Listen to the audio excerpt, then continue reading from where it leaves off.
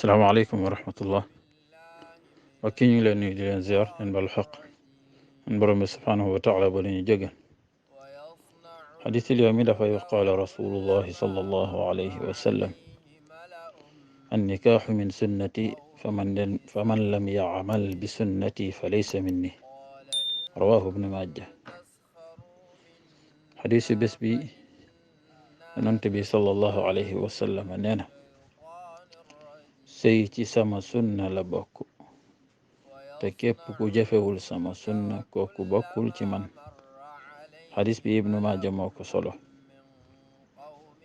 bu defee mbokk yi ñi xam ne mooy sëy muy diggante góor ak jigéen yu dencante, loola ci jaamu yàlla yi gën a mag ci la bokk. beneen bi mooy tax li suuf ñu mën a dundal suuf.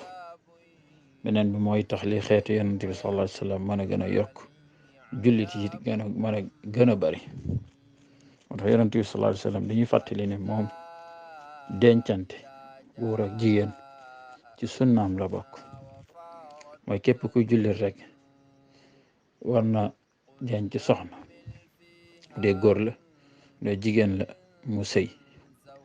nit lépp lu mu mën a am te sëyul daanaka dundam gi du ma ni amul njariñ, waaye bariwul njariñ parce que lépp daf ko yemale ci boppam rek. boobu deful nànk léppam ci boppam lay yem, xam ku góor la moo xam ku jigéen la. beneen bi bari na ay conséquences yu muy jur ci nit bu ca tollee wala sëy te sëyul, moo xam ku góor la moo xam ku jigéen la. yàlla ni mu bindee doomu adama, ni mu ko préparé, ni mu ko waajale ba ni mu war a dundee fi, lépp lu mu war a def defu ko rek.